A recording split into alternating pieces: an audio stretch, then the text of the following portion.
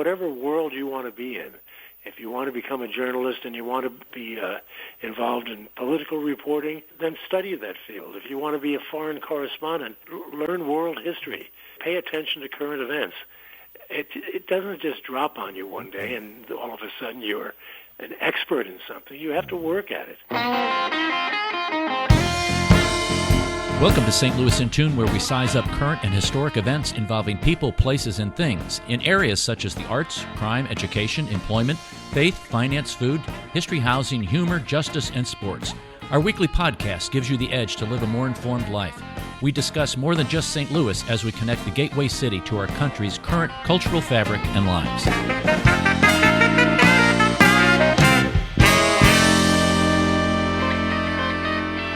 Great time with our guest that we're going to be having on here.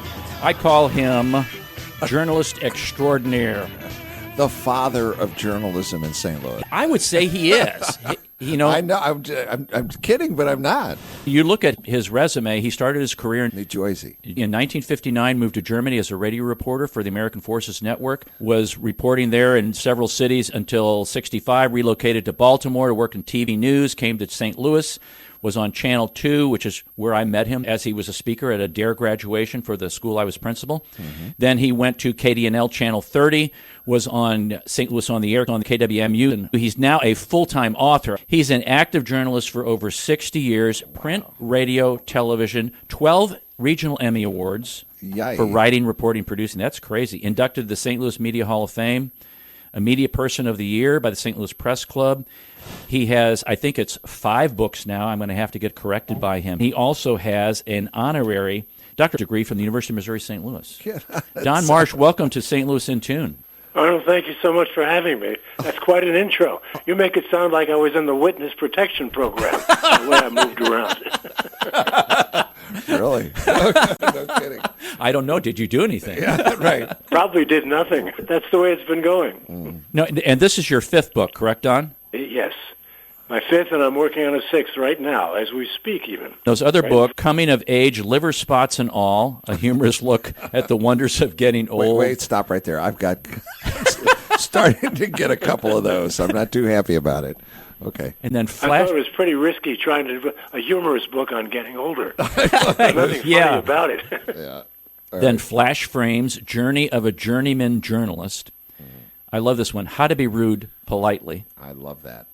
And then you just released a book in December, or maybe it was September. What was that first novel that you wrote? Yeah, two of them came out last year, Arnold, late in the year. One was called A Wink and a Nod. That was my first fiction attempt.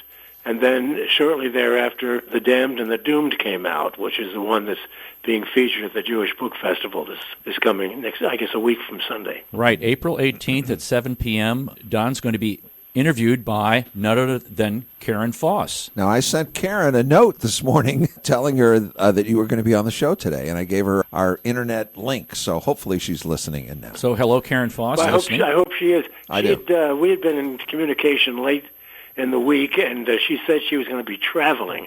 She was not aware of this interview at that time, but we have to get together to coordinate how we're going to approach this thing on a week from Sunday. But you two are old. And we'll do that next week. She said she couldn't do it this weekend because she's traveling. But you two are old. I don't know where she is. You two are old friends, though, Don. It should be just like talking to an old friend, I would think. Yeah, old friends is a little bit misleading. We're old, both of us, to be sure. I think she would admit it as well. We've known each other for a long time. We were colleagues in the sense that we were both in the same field doing the same kind of work. Mm-hmm. But we had very little contact during that time. Right. Run into each other occasionally. Yeah. We've become more friendly in the last 2 years, I would say, in terms of regular contact than was the case before that. But certainly I respected and admired her for all the time she was here. Yeah. She dominated this market. Oh, yeah. It was just crazy. Everybody knew who Karen Foss was. Oh, yeah. Nobody knew who I was. No. But she just was a remarkable presence and a remarkable personality here in St. Louis. And I would still like to go on a cruise. One of her cruises, that she has a cruise. Yeah, she does a Karen Foss cruise. Wow. Which didn't know. KSDK or something. I think she's cooking something up now. I don't know if it's a cruise or whether it's a land visit to Europe or someplace. But yeah, that's a pretty good gig. Yeah. I don't know if Yeah, you're aware of her abilities as an artist. She's a wonderful artist. I wasn't aware of that. Yes. Oh, she's terrific. Absolutely. And she pops stuff up on Facebook from time to time. If you went to her page, I'm sure you could find some. Right. She lives in Santa Fe. I think she went down there to become another Grandma Moses, but she's pretty darn good. Does she have her own colony down there, the Karen Foss Art Colony? It's probably something like that. She makes friends very easily. Yeah. So I'm sure she's got a lot of people with a lot of common interests. And what Santa Fe, that whole area. I hiked through the mountains of New Mexico when I was younger, and I think it's the most beautiful country part of our country that there is. So she's living the lap of luxury out there in the mountains. Beautiful time. Yeah. She posts pictures from time to time, photographs of sunsets and what have you. Just the desert air is as clear and clean as it is. It just produces some wonderful sunrises and sunsets, and she and her husband photograph them also. So anyway, she's a remarkable talent, and she's also a terrific writer. She's got it all. And I wish she were still around here so that we could take more advantage of it. Welcome to the Karen Foss interview show here. Just kidding. Well, why I know, not? but it's Why true. not? I know. You're right, though. You're right on all that, Don. She is a remarkable lady. Yeah. Now, your book, The Damned and the Doomed. Tell us a little bit about that. Tease us a little bit so people can get some tickets for the St. Louis Jewish Book Festival spring virtual pop-up on April 18th. Okay, well, I'll tell you what I can without my hope, because there are a lot of surprises in the book. Pardon me. Very basically, it's a story that begins with two brutal murders in a city in the East. It could be Baltimore, it could be in any East Coast city. And the only similarity between the two victims is that both of them were German. There's no indication that they knew each other, they had any kind of traffic amongst themselves at all. They lived separately, and they didn't have any mutual friends. And this case is given to one of those crusty detective types who is very persistent, but also very frustrated. There's nothing to go on. But he does find a little clue in which he learns that these two guys, these two victims, were in St. Louis at the same time. And he thinks that's a coincidence, or maybe even more than a coincidence. So he comes to St. Louis to see if he can find out any more about it. Then we flash back to Nazi Germany, the Holocaust years, the 30s, and right up through World War II, following a Jewish family, that experiences all the horrors of the Holocaust. And that's part two. There are three parts to the book. One is the damned. Those are the victims. The doomed are the people who are subjected to the horrors of Nazism. The third part is the damned and the doomed. And that brings the two sides together, because the dots get connected in that final segment when you see why the Nazi past is related to the murders that this cop is investigating. And so he comes to St. Louis to try to figure it out. Now, I'll leave it at that. It's got, as I say, a number of twists and turns that I think are fairly interesting. It is. I'm in the middle of part two right now, the doomed part. And, I'm enjoying it thoroughly. A question for you is, how is this book different from previous ones that you've written, the one that you wrote that was a fiction book? It's totally different. I call this one a mystery with history, because it's very clearly tied in. The longest segment is the second segment, in which we follow this family during those years of the Holocaust and prior to it. The other book is really a favorite of mine, because it was the first. It involves an 80-year-old retired journalist who is called upon by a friend, former colleague, to find her missing husband. He's been missing for many months, and she calls upon him because it's become a cold case for the police. They're not interested. After a period of time, they have nothing to go on. So she thinks this guy, with his contacts and with his investigative skills, maybe can learn something about this. And as it turns out, he is able to pursue some various leads that he has. And again, there are some big surprises in this one. He gets involved in a fentanyl operation and some things going on in the community that no one knew about. He stumbles through this stuff and has some success in his investigation. So what can I say? It's hard to hard to talk about it without giving too much away, and I think that would be a mistake because, as I say, there are a lot of surprises. Buy the books, folks. Buy the books. Right. And enjoy them. Yes. Enjoy reading them. Yes. Yeah. I think they are enjoyable. This is not Ernest Hemingway. I don't know if you've been watching that this week, but it's not Ernest Hemingway. It's a guy trying to find my way in this new field, this new career of mine, and I'm learning as I go along. So I think they're good stories. They're good yarns, as we say, and I think particularly as we're getting into a time when some people will be taking vacations and looking for stuff to read. This is the kind of thing I think they would enjoy at the beach or the lake or wherever. Right. Now, I got a kick out of watching an interview that you did with someone about your switch from being a news person to now being a fiction writer. And you were having a lot of fun working in fiction because of what? You can make up what you want. Go ahead. You create your own world. This is really terrific, particularly at a time when a lot of us can't do a lot of the things socially that we would like to do. You really can sit in a room and make up your own world and have people do whatever you want them to do or not do what they should do. You name it. You have a free rein. And it's very entertaining. As I've been writing these things, the first one, The Wink and a Nod, I had the ending in mind before I did anything else, because I knew I had to construct everything to lead to that particular ending. But as I was writing it, I'd keep going on these paths that I had not intended to use at all. But you write and say, this might work and that might work. So you're reading it along with writing it. You're doing both at the same time, sometimes not knowing where you're going at all and having to patch together a repair, like fixing an inner tube. You have to put a patch on it to get to where you want to go. So did you have a general plan, like an idea for this particular book, The Damned and the Doom, and then it just, like you were just saying, just evolves and writes itself? I had a basic plan, but along the way there are digressions. You think of something, say, why don't I just go there and do this for a little bit? Put a character in a place you may not have thought of. You find yourself in the midst of situations that might lend themselves to something other than what you had originally had in mind.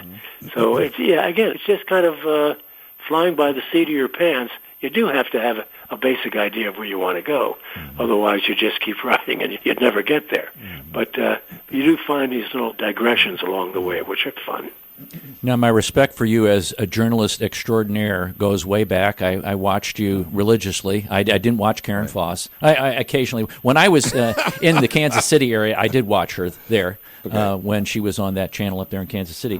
But my questioning that I'm going to turn to, Don, relates to your career and things that you think back on that impacted you. And this first question is, you've interviewed a lot of people in your time. What person or groups of people stand out in your mind, and why do they stand out? Wow, tough question. I've interviewed a number of presidents over the years, and that's always an impressive thing. The whole setup, just getting to the interview, the Secret Service, and the preparation that has to be made both for the interview and also to just get to the point where you're sitting down with these people. It's always very impressive. Who can not be impressed by President of the United States? But I get this question a lot. Is there one that stands out? And this may surprise you. If I really sat down and thought about it, I'd probably come up with a bunch of them. But the one that I keep going back to is really the first celebrity interview I ever did, which I did in Germany back in August of 1961. It was just after the Berlin Wall was under construction. August 13th, 61 is when that began. Anyway, I was a rookie at the time. I was 22 years old, and my bosses sent me out to interview Frank Sinatra and Dean Martin. Okay? Wow. Here's a 22-year-old kid to go interview these two superstars. Why did they send me? Because they knew that these guys were very tough. And none of the veterans wanted to put themselves in that position because they knew these guys were lousy with reporters. Anyway, I went to Frankfurt Airport to find them. And I should preface this by saying that we had found Dean Martin's son, who was an Air Force pilot, and he was stationed in Germany, but Martin didn't know where he was.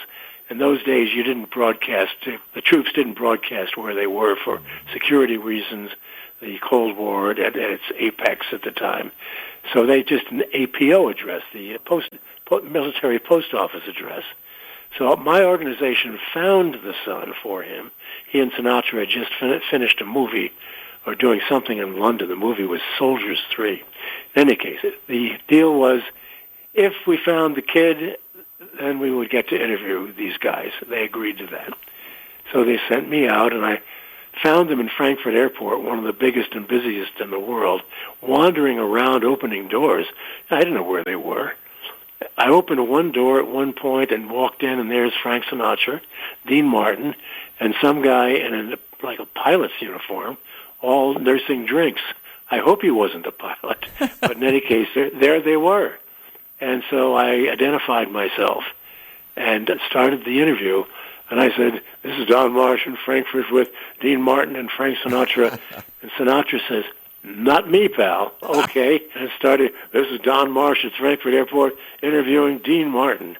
And my first question was, "Dean, as a father and as an American, what do you think about what's going on in Berlin? They're building this wall."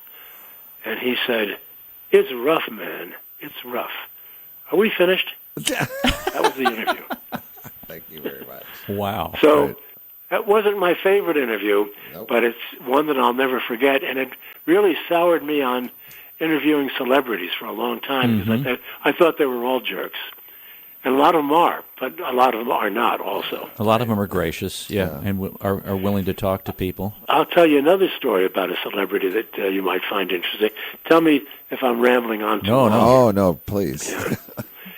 Henry Fonda came to town when I was in Channel 2, and I was doing the noon news at that time. And he was appearing at the American Theater, as I recall.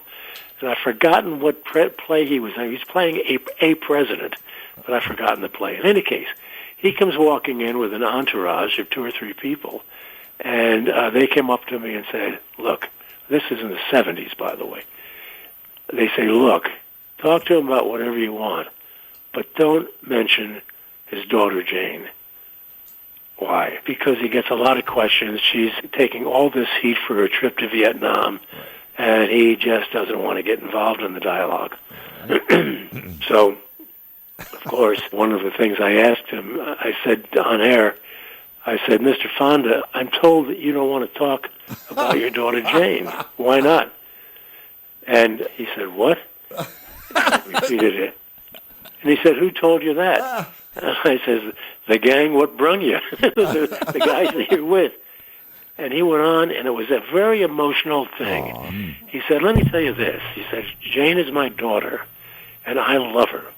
And I'll talk about her any time, any place, to anyone, as I say. She's her own person. She does what she thinks is right.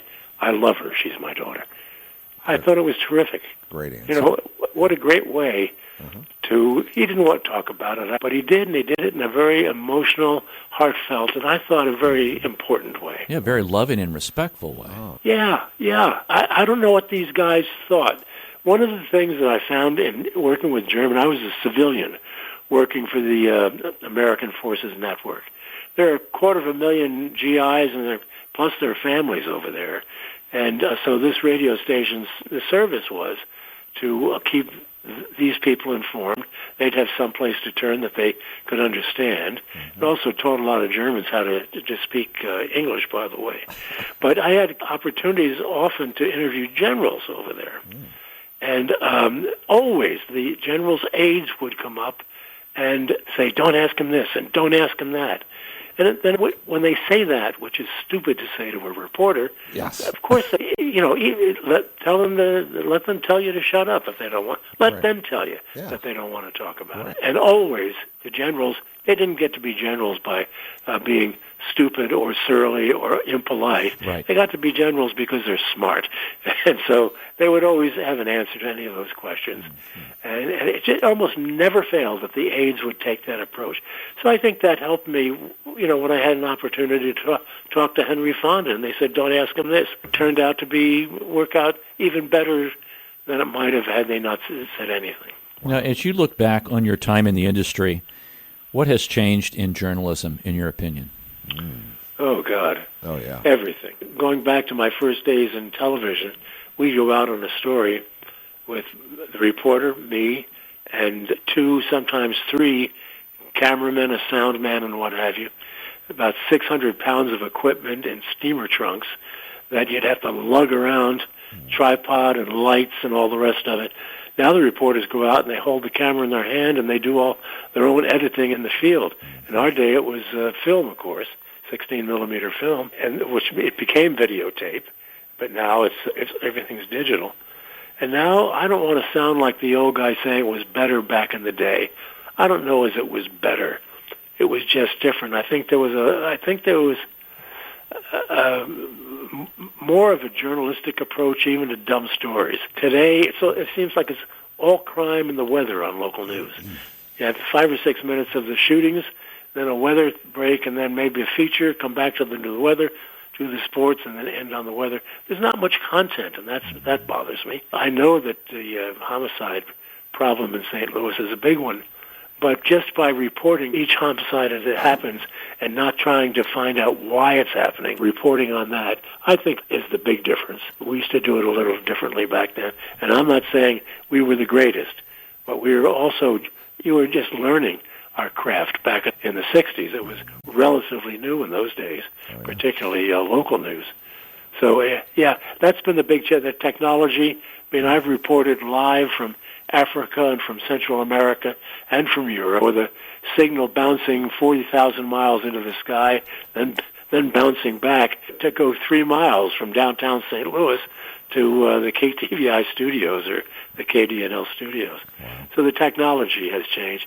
And there's such a turnover in personnel anymore.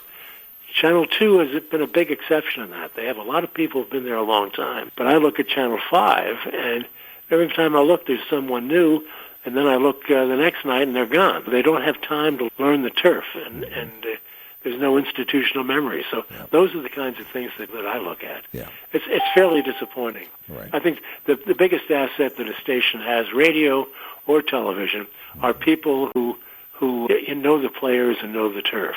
For instance, if Gene McNary got run over by a truck, God forbid, today, 2/3 of the reporters in St. Louis wouldn't know who he was. He was a pretty important guy around here for 15 years, 20 years. Yeah. And so they would ignore the story because they didn't know him. One of my former employers, St. Louis Public Radio, we just lost him having one of those moments now. I have all the time, too. Yeah. Oh, you'll know who I'm talking about. The perennial candidate who died while swimming last week. Bill Haas. Oh, I can't believe it. Bill Haas. Bill Haas. Yeah, Bill Haas has been a fixture here for years and years. And he was a nuisance. He was a pain in the neck. He was smart. He was committed to this community, and whether you agreed with him or not, he was there, and he wanted to make a difference. He sued everybody. If they didn't agree with him, he'd go off on a tangent and sue them, including my former employer, St. Louis Public Radio. He died, and everybody else carried the story, whether they liked Bill Haas or not, except for St. Louis Public Radio, because he sued them at one time. Unbelievable. And I thought that was very petty. It is. If they're ignoring stories like that because they feel that he was an affront to them at some point, what else are they not covering? We're going to have a continued conversation with Don Marsh, who's the author of The Damned and the Doomed, and from my vantage point, journalist extraordinaire.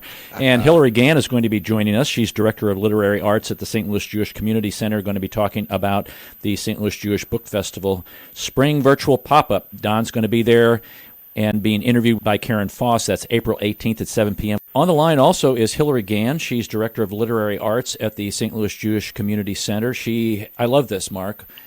Has been an ecologist, line cook, candle maker, package tester, and museum educator.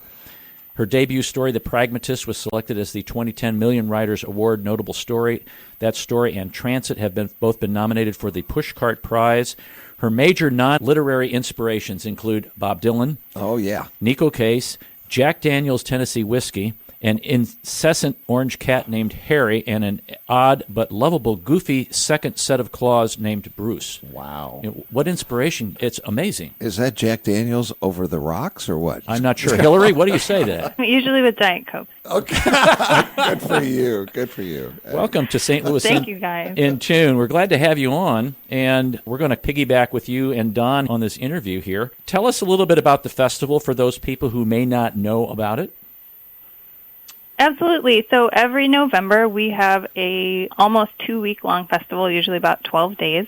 We book about 30 authors, and we get some really great names, partially because of our radio and TV contacts. And so this year we are planning another live festival, but in the meantime, we're bringing you this April pop-up where Don Marsh is headlining.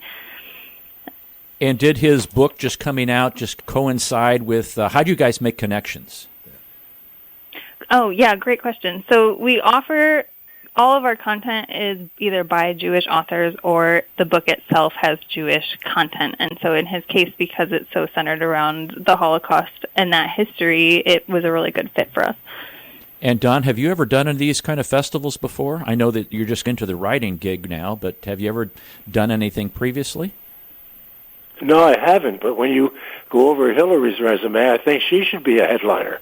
It's quite impressive, very impressive, as a matter of fact. Thank you. Now, for those listeners out there who are gathering their curiosity, previous festival speakers, and Mark, you'll be interested in Alan Arkin, Alan Dershowitz, Richard Dreyfuss, Leonard Nimoy. Oh. We've also had William Shatner, the Star Trek crew combined there, Neil Simon, Henry Winkler. So it's a very impressive group that's been there. So how does this work? Last year, I know because of the pandemic, you made some changes in how the festival was delivered because it was in person, and obviously you then had to go online. How has that worked out for you?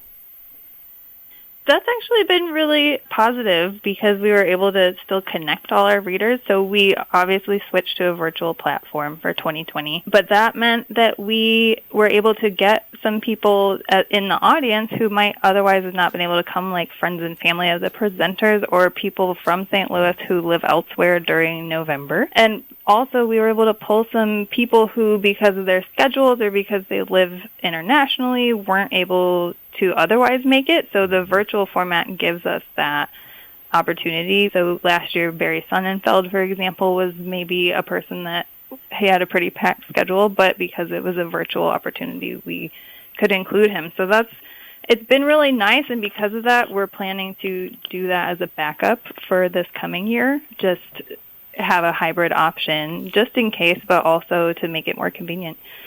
And the dates of the festival are what to what? We'll have November 7th through the 18th, so I think it's a Sunday through the weekend to a Thursday. And this pop-up festival, those are virtual on four different evenings, and Don's Correct. is on April the 18th. And discuss a little bit about how people can get connected to that. Absolutely. So our tickets are available on jccstl.org. It's $36 for all 4 nights or $18 for the single tickets. And they can just log on through our website. You sign up for a community account. Anyone can have an account to access our virtual platform. You don't have to be a J member in order to do that. So you can join in.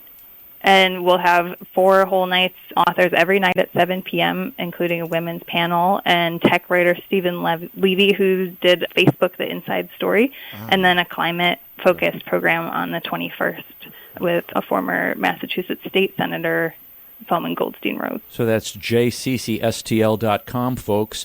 Now, Hillary, as a writer yourself, it's helping you, I'm guessing, in directing and organizing this book festival? I think so. I know a little bit about publishing because of my writing background, so I know how the pipeline works.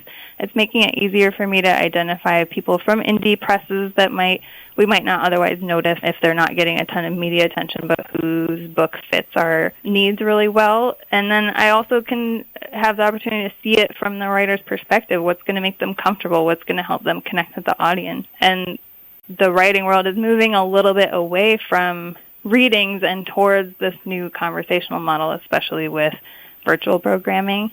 And it's just friendlier, and you get a couple more perspectives and some more background on the author, and I think that's a cool direction that we're headed. Now, Don... But the other... Oh, go ahead. No, go ahead.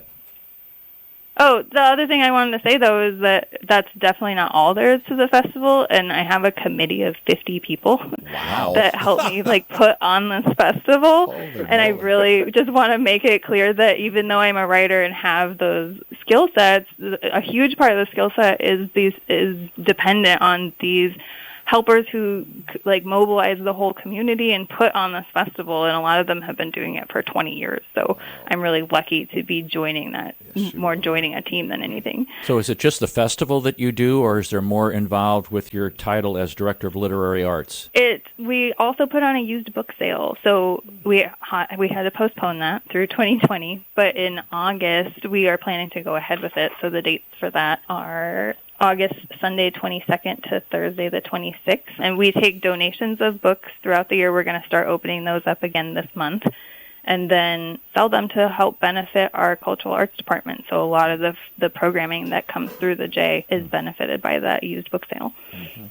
Now, I've been saving this question with Don, and Hillary, you can hear this also. And Don, correct me if I'm wrong, you were up in Vermont, I believe, at Middlebury College, correct? Right. Now, my question is, did you go to the Bread Loaf Writers Conference? Ooh. I did not, but I rubbed shoulders with Robert Frost a couple of times. He used to wander around campus at Middlebury. He lived there. And so he was a fixture, but no, I did not attend that conference. Are you kidding? I had no idea what I was doing, where I was going, how I was going to get wherever this was going to be when I was 18 years old, believe me. Still trying to find the restroom is what he was doing. Yeah. No, but you must have had some kind of inkling of, you have a background in English and in writing. So you must have had some, what was the impetus in high school, or did you read a lot? Did you write a lot, or were you drawn to that for some reason? I've always read a lot. Boy, have I read a lot during this pandemic. But my goal was to become a journalist. My brother was one, and he was 6 years older than I, and I admired him and the field that he was in, and was always leaning in that direction. As a matter of fact, I followed him overseas. When I went to Germany, it was because he was over there as a civilian working for this radio operation, and he advised me that at one point that there was an opening over there. If I could get over, I might be able to land it. And so I sold my car and whatever else I could do to raise the money, and flew over and learned when I got there that the opening had been filled the day before. So it was a question of hanging out for, I think it was 3 months before another opening occurred, and I was able to get it. What do you remember about Robert Frost other than him hanging around campus? Was he like one of those groupies? Did he go to the local coffee shop or something? Were they listening or following him? When he was on campus, it was coming primarily to lecture. And he was as old then as I am now. I remember looking at him and saying, man, he is really old. And that really stings now when I think about it. That's brilliant. So, Hillary, you were in California, I believe, before you came to St. Louis, correct?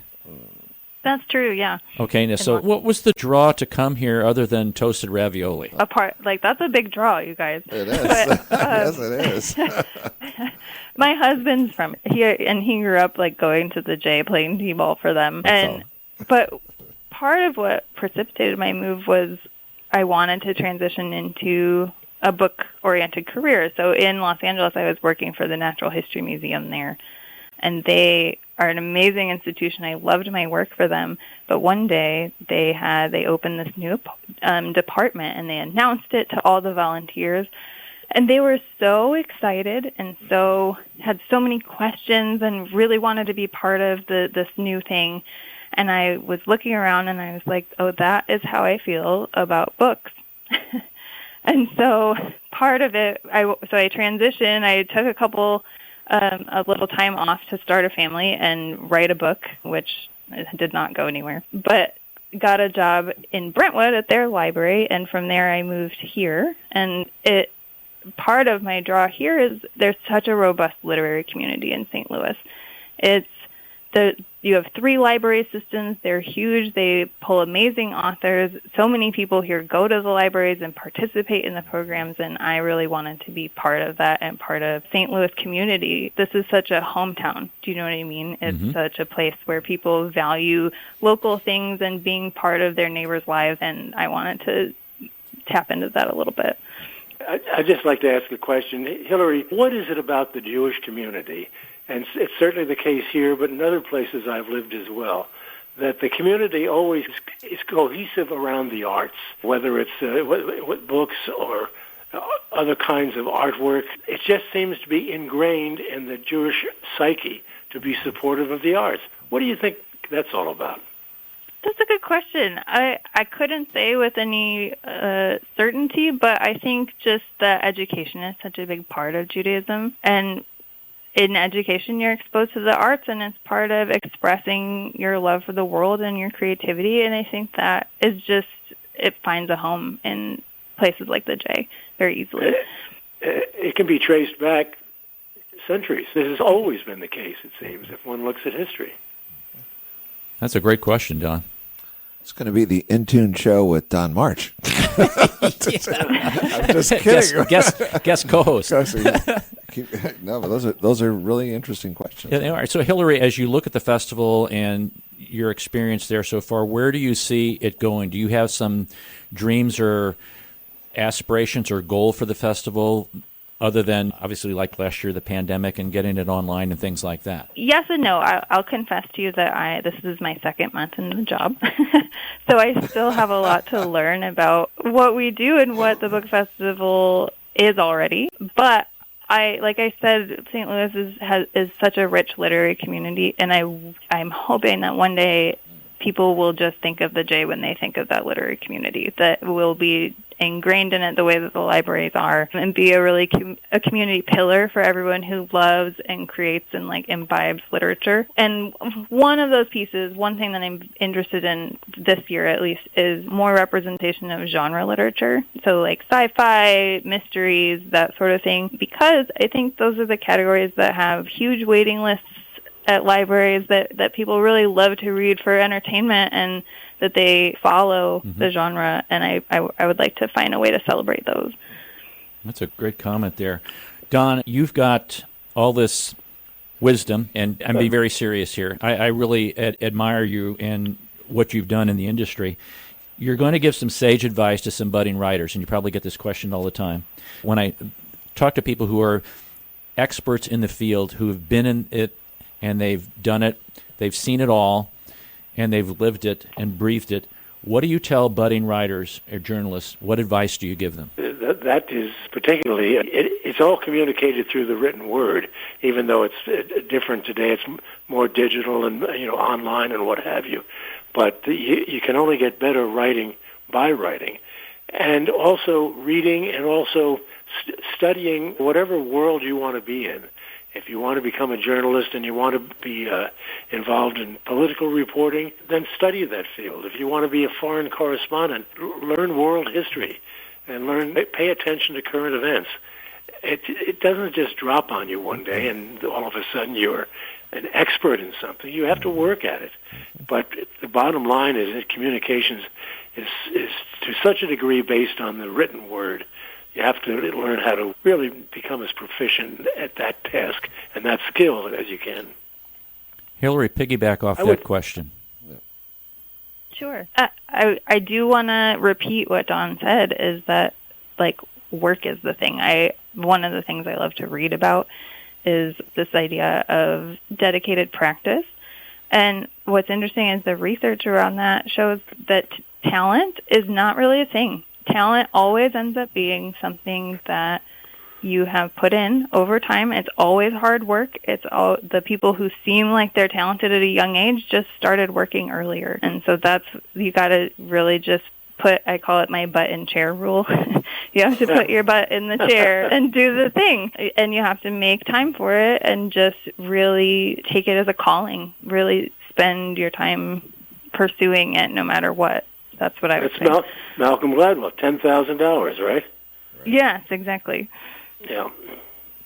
I hope people do take advantage of the opportunity to attend the 4 days of this Jewish Book Festival. It's going to be a good event, and in November, regardless of how it works out, it's going to be an excellent event. And it sounds like with Hillary at the helm now, it'll be better than ever. And I certainly hope so. But take advantage of the opportunity to attend these affairs. Hillary, give us the details again on the Spring Pop-Up Festival coming up.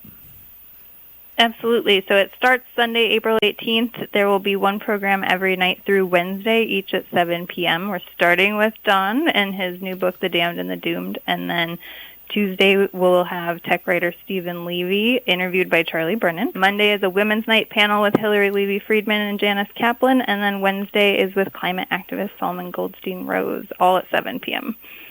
And you can get more information at jccstl.com, jccstl.com. Hillary Gann and Don Marsh, thank you very much for coming on St. Louis in Tune. And come back and visit again, please. We appreciate you listening to this episode of St. Louis in Tune. If you enjoyed this episode, please consider letting us know. The best way to do this is by rating us on Apple Podcast. You could even write a review. St. Louis in Tune is produced in cooperation with KWRH 92.9 FM and Motif Media Group. For St. Louis in Tune, I'm Arnold Stricker.